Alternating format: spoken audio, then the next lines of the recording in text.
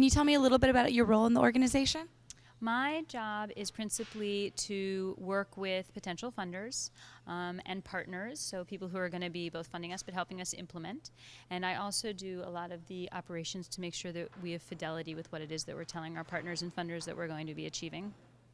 What do you think is the most important way for you to find possible donors? What are some of the methods you use, or what are innovative practices that you found?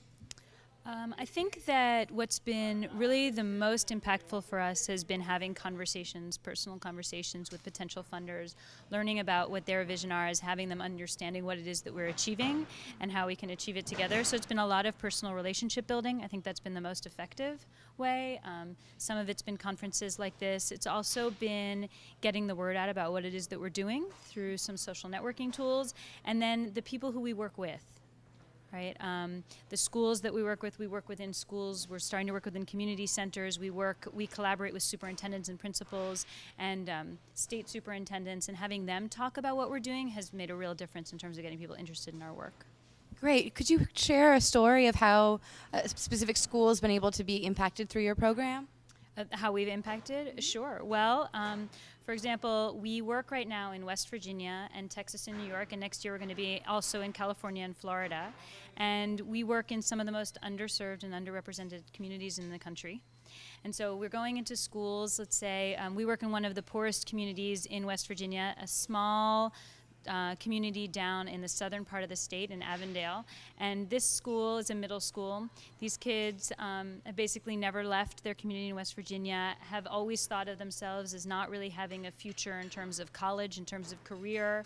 Their parents have principally been in the coal industry, and just really didn't have many aspirations for where they thought they could go. They thought the ceiling was quite low. And they've come into the program, and what we do is we really teach them about the world around them and the opportunities they have through teaching them how to create their own games, their own web-based games, and they do it across a network. So they do it with kids in their own school, but also with kids across the country.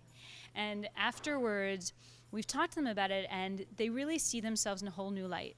Right? They see themselves as learners, as active learners, as people who can be drivers in their own education. They see themselves as having, being participants in the new technological innovation that the world has brought us. So they're going to be the next web designers. They're going to be the next Bill Gates. They're going to be the next big technological thinker.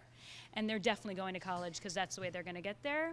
And that shift in their own mentality, which is across a classroom, is really exciting to see. And their teachers are there thinking the same way, that they can do this and we can do this together.